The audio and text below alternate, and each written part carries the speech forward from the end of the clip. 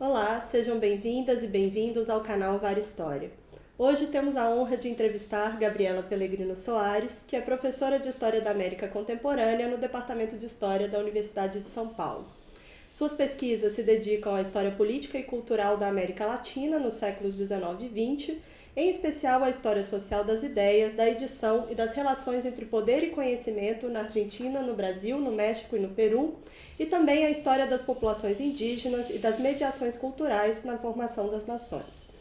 Em meio à sua produção bibliográfica, eu destaco os livros Escrita e Edição em Fronteiras Permeáveis, Mediadores Culturais na Formação da Nação e da Modernidade na América Latina, século XIX e primeiras décadas do XX, resultado da sua tese de livre docência e publicado pela Intermeios em 2017. E Semear Horizontes, uma história da formação de leitores na Argentina e no Brasil, 1915-1954, que é também uma versão revista da sua tese de doutorado e foi publicada aqui pela editora da UFMG em 2007. Na revista Vário História, ela publicou também em 2007 o artigo Novos Meridianos da Produção Editorial em Castelhano, o papel de espanhóis exilados pela Guerra Civil na Argentina e no México. Hoje falaremos sobretudo da plataforma Transatlantic Cultures, que a professora Gabriela vem coordenando há mais ou menos uma década, junto aos historiadores franceses Anaïs Fléchet e Olivier Compagnon. Gabriela, muitíssimo obrigada por ter aceitado o nosso convite.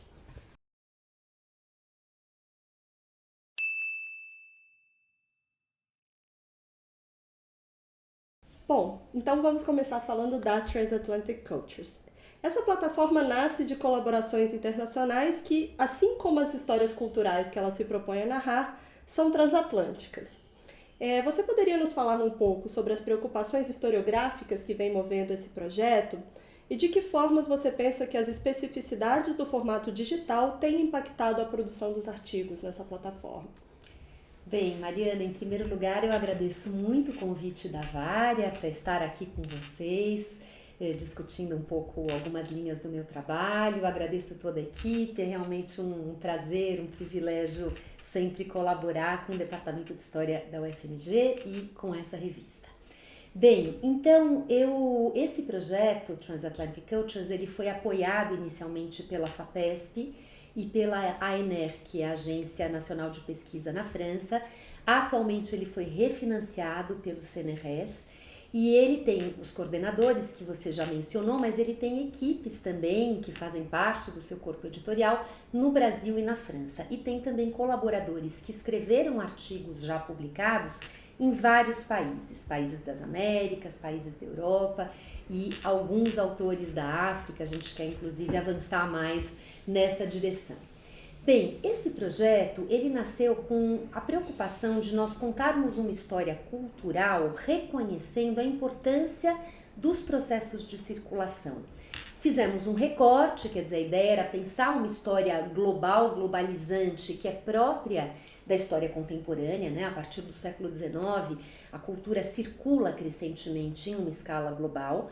E, no entanto, nós fizemos um recorte em torno do mundo atlântico, dialogando com a tradição de história atlântica que era mais voltada ao período do Antigo Regime, ao período colonial para as Américas.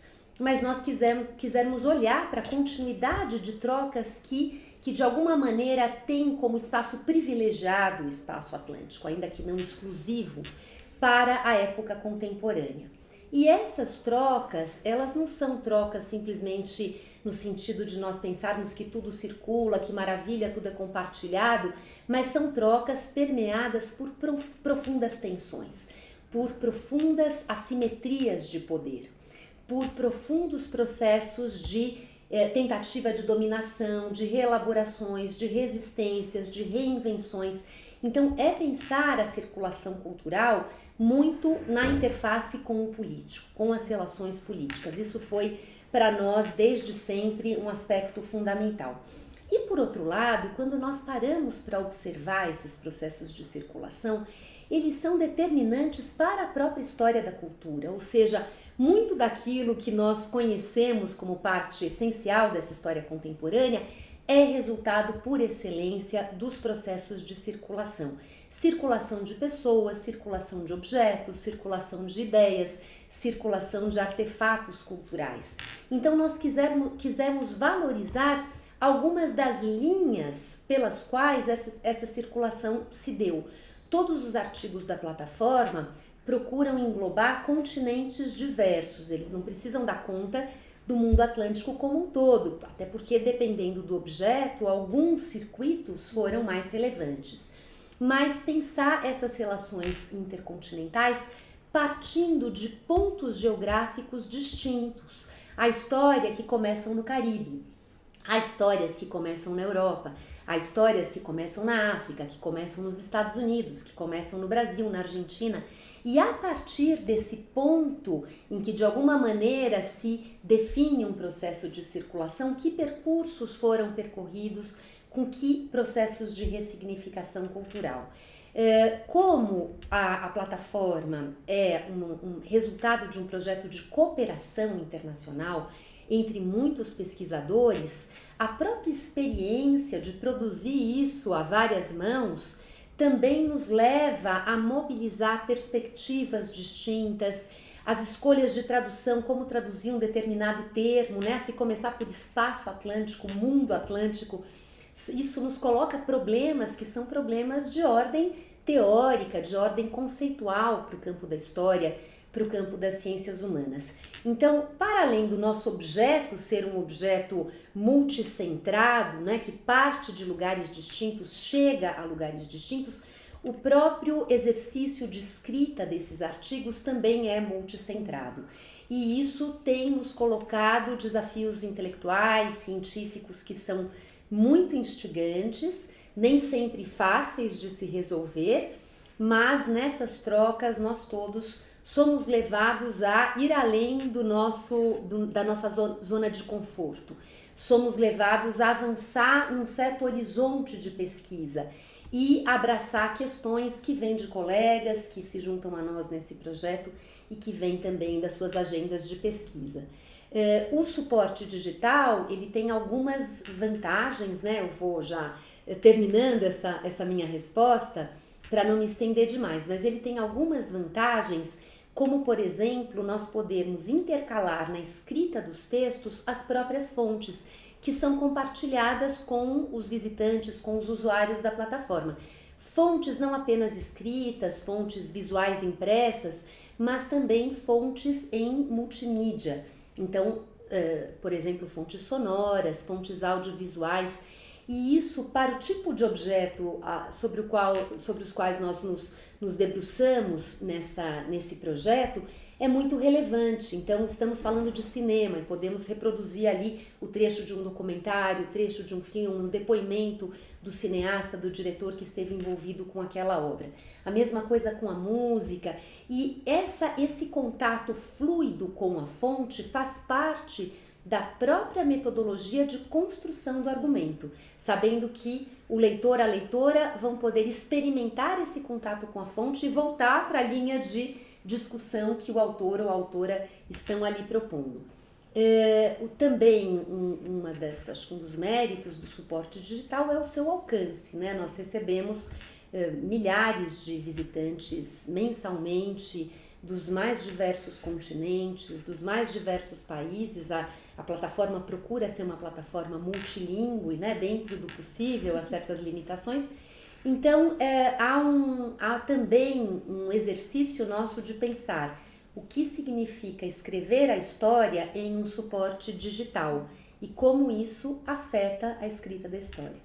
Excelente, Gabriela. Eu queria agora falar do artigo The Book of Knowledge, Entre o Velho e o Novo Mundo, História de uma Enciclopédia, que você publicou na própria Transatlantic Cultures em 2020. Esse é um trabalho que se debruça sobre uma enciclopédia voltada ao público infantil, que foi originalmente concebida na Inglaterra e que, como você mostra no trabalho, se ressignificou profundamente quando ela atravessou o Atlântico e chegou às Américas. Você mostra também que o editor W.M. Jackson foi o artífice central dessas transformações. Como as viagens transatlânticas dessa enciclopédia te permitiram refletir sobre os embates em torno da formação de públicos leitores, um tema pelo qual você se interessa desde pelo menos sua pesquisa de doutorado?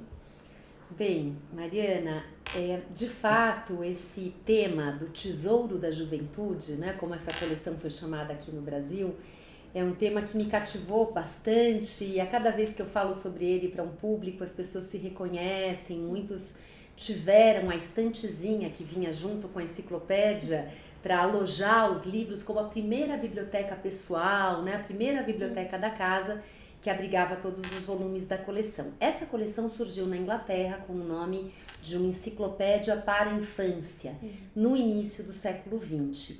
E o seu editor na Inglaterra, o Arthur Mee, ele tinha uma capacidade de dialogar com o leitor de uma maneira muito íntima, muito acessível, muito delicada e muito convincente. Ele atraía o leitor para as questões que ele queria discutir a cada número da revista, porque ela nasceu como fascículos, né, que eram publicados periodicamente, depois eles começaram a ser encadernados e vendidos como enciclopédia.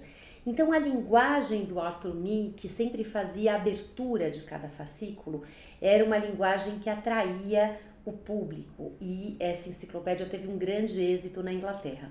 O editor norte-americano Jackson, ele acabou, não vou entrar muito nos detalhes aqui, mas comprando os direitos de publicação dessa enciclopédia para as Américas, não apenas para os Estados Unidos. E ele lançou nos Estados Unidos em inglês, primeiramente a coleção, como The Book of Knowledge, o livro do conhecimento. Então, tinha muito ali em comum com a versão inglesa, mas o Jackson incorporou novas seções, redefiniu um pouco a ênfase dessa coleção e, na verdade, a coleção almejava reunir todo o conhecimento útil e necessário para o homem comum. Aquilo que o homem comum deve conhecer em relação à natureza, em relação à técnica, em relação à história, em relação à cultura, à literatura. Então, um conhecimento médio que pudesse ser adquirido por qualquer pessoa, independentemente da escola, da universidade.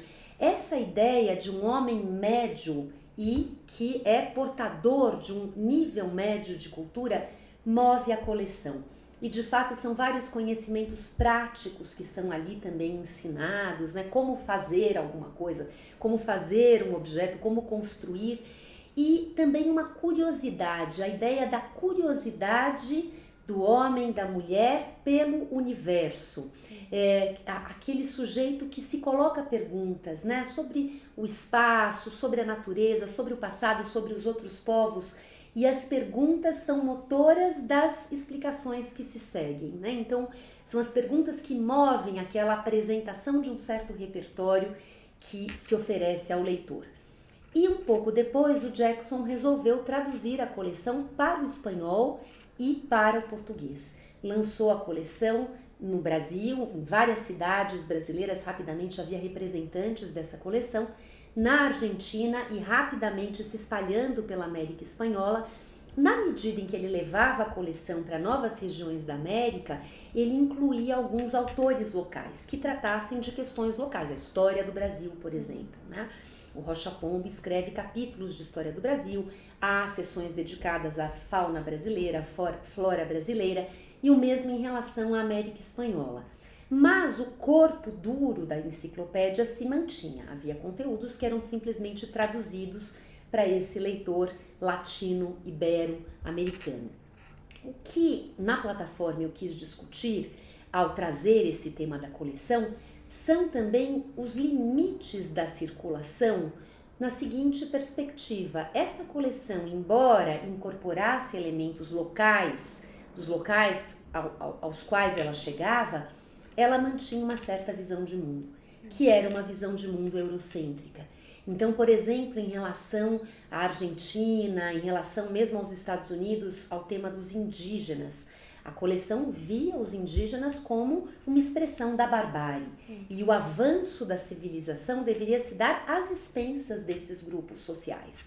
A cultura não estava entre os ameríndios, a cultura estava nessa vertente de uma cultura letrada, escrita, de origem europeia e que estava sendo difundida aos leitores das bordas.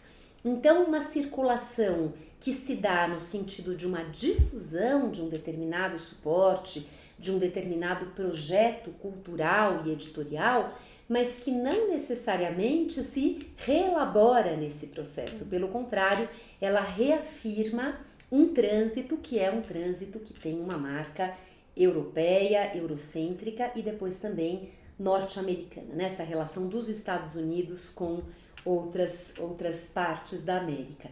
Então, foi pensando no contraponto entre os sentidos da circulação, que esse texto mostrou a circulação em um sentido que é circunscrito, que é abrangente como um processo de mundialização cultural, mas que não é ele mesmo portador de um espaço para a contraposição de discursos, a contraposição de perspectivas e a elaboração de novas concepções de cultura e de conhecimento. Não é isso que a gente encontra nas páginas do Tesouro da Juventude.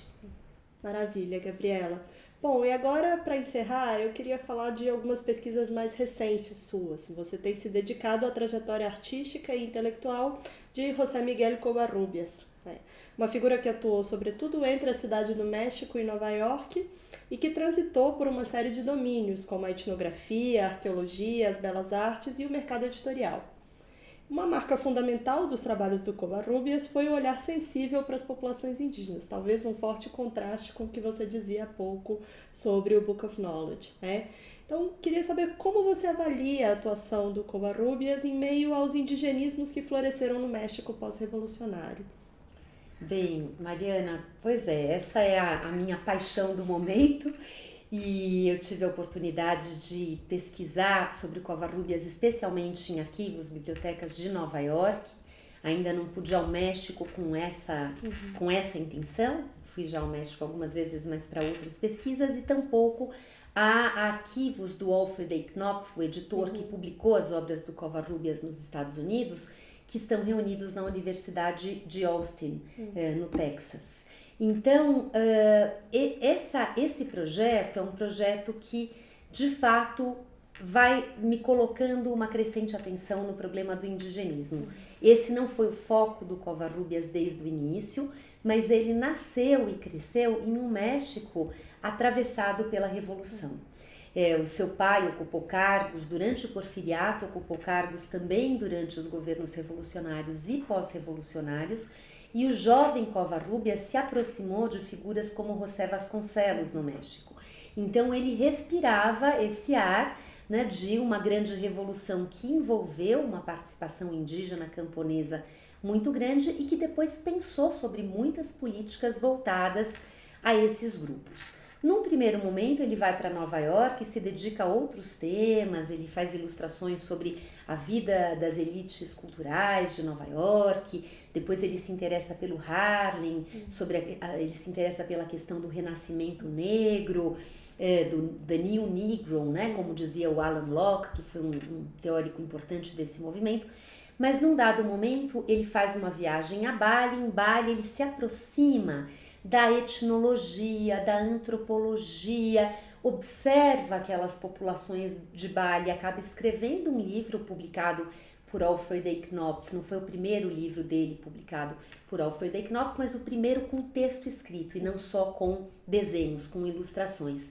E eu penso que através desse deslocamento para Bali, de pensar uma cultura ali que o surpreendia de tal maneira, e ele precisando lançar mão das ciências humanas no estágio em que elas se encontravam no início dos anos 30, em plena ebulição, né, com muitas perspectivas sendo revistas naquele contexto, eu penso que daí ele volta a se conectar com o México. E de fato, quando ele volta da Polinésia, ele se estabelece no México.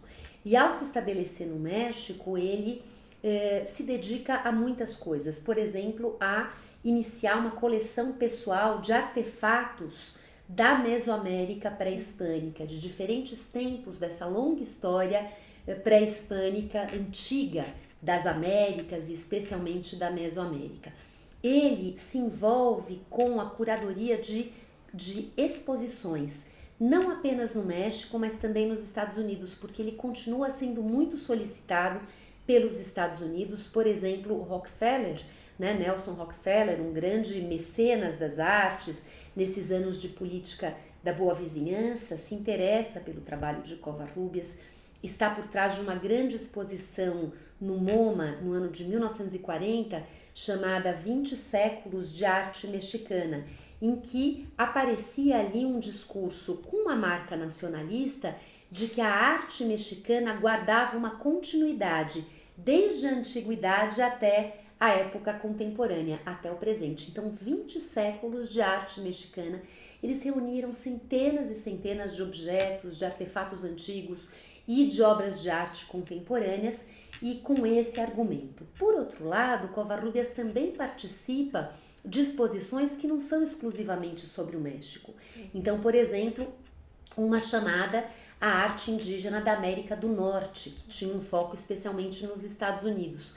Para essa exposição, ele se vincula ao René Darnancourt, que foi um austríaco que emigrou para o México, se tornou um colecionador e negociante de arte antiga mexicana, se tornou um expert na questão e foi convidado pelo Rockefeller a se tornar o vice-diretor e depois diretor do MoMA, e ocupou o cargo de diretor do MoMA por muitos anos. O René Darnancourt também se aproxima do Covarrubias, viaja com ele por vários museus americanos para selecionar peças que pudessem constar dessa exposição sobre uma arte indígena da América do Norte. Nesses anos, há uma autora chamada Jane Burlow que argumenta que nos Estados Unidos o grande interesse se voltava para aquilo que era autenticamente americano e não importado e não europeu, principalmente não europeu. Então, esse autenticamente americano leva a uma valorização do mundo indígena, do mundo pré-conquista, pré-colombiano. E essa exposição que aconteceu primeiro em Nova York em 41 e depois ela aconteceu na Cidade do México, no Museu de Antropologia em 1945, produziu catálogos nos quais o Covarrubias escreveu textos que depois foram a base de um importante livro que ele publicou pela Alfred A. Knopf no ano de 1954, chamado The Eagle, the Jaguar and the Serpent, Indian Art in the Americas. Então, um livro sobre a história da arte nas Américas. E ele, apesar de ser um autodidata, não tinha passado pelas universidades, ele dialoga com uma bibliografia especializada. Ele assume determinadas teses interpretativas. Algumas delas se mantêm até hoje, outras caíram por terra.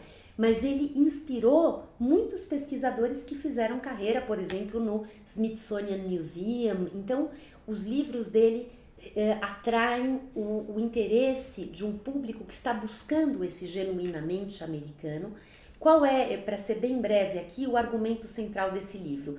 Ele começa dizendo de uma maneira bem taxativa: a conquista da América foi um desastre para as populações indígenas, foi um desastre para as populações ameríndias, que foram exterminadas, que foram enganadas, que foram menosprezadas, e o grande público não sabe nada sobre elas. Ele lida sempre com esse horizonte do grande público, é com o grande público que ele estava conversando, tanto nas exposições quanto nesse livro. E esse grande público não sabe que essas civilizações foram extraordinárias. A partir daí ele começa a apresentar o que é essa história da arte que acompanha o desenvolvimento das civilizações nas Américas.